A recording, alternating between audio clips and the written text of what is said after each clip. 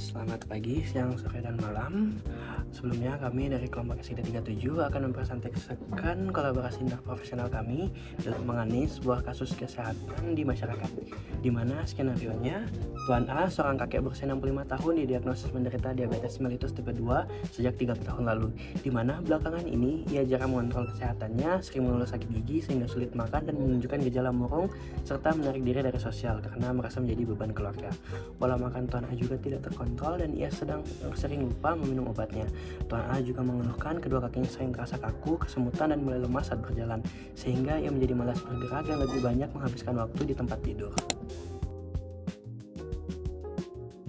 Peran kami sebagai dokter umum adalah mengevaluasi dan juga mendiagnosis penyakit dari pasien.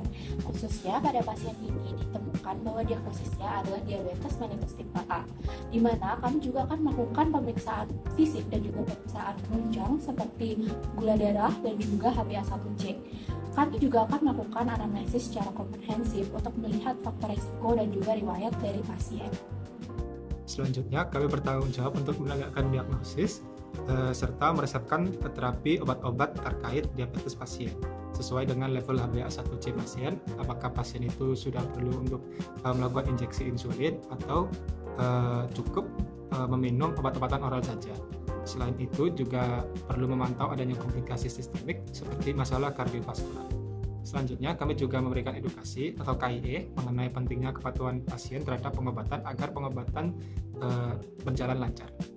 Dalam tim, kami juga menjadi koordinator medis untuk merujuk Tuan A ke profesi lain, seperti kedokteran gigi untuk mengatasi masalah mulut dan giginya, dan juga psikolog untuk mengatasi masalah mentalnya.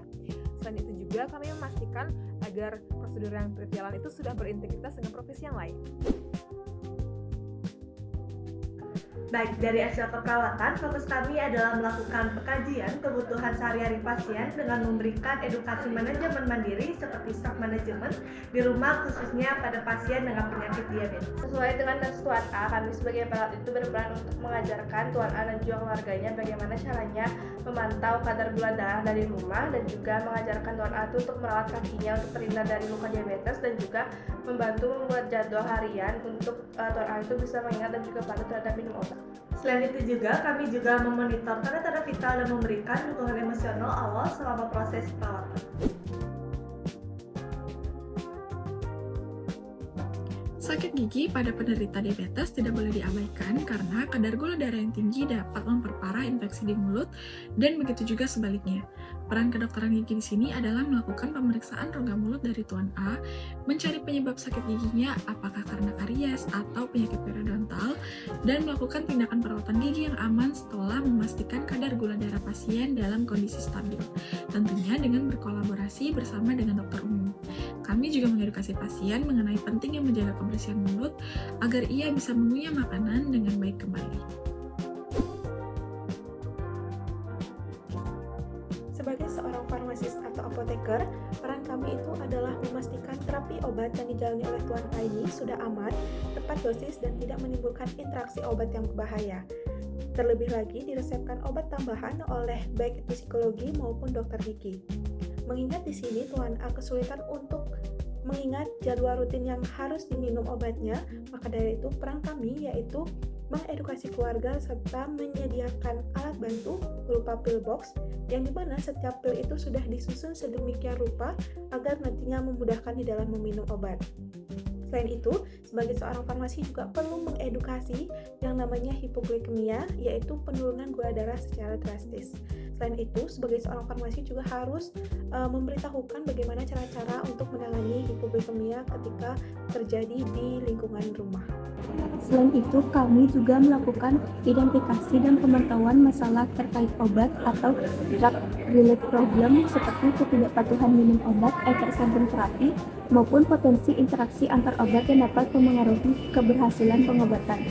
Kami berkolaborasi dengan dokter dan profesi kesehatan lainnya apabila diperlukan penyesuaian terapi, serta membantu menyusun strategi penggunaan obat yang lebih efisien, sederhana, dan mudah dipahami agar kebutuhan pasien terhadap pengobatan dapat meningkat.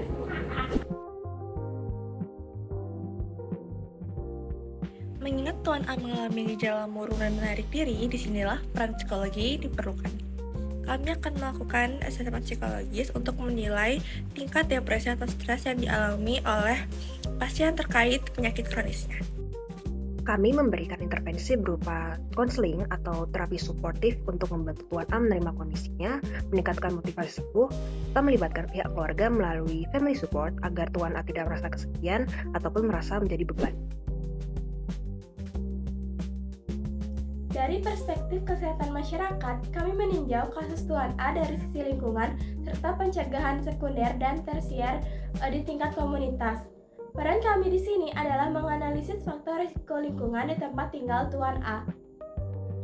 Selanjutnya, kami pun juga mengadvokasi atau menggerakkan program posyandu lansia ataupun posbindu PTM di lingkungannya agar Tuan A mendapatkan dukungan kelompok sebaya. Kami pun juga berfokus pada edukasi promosi kesehatan mengenai gaya hidup sehat dan juga pola makan yang berbasis komunitas, guna untuk mencegah perburukan kondisi beliau.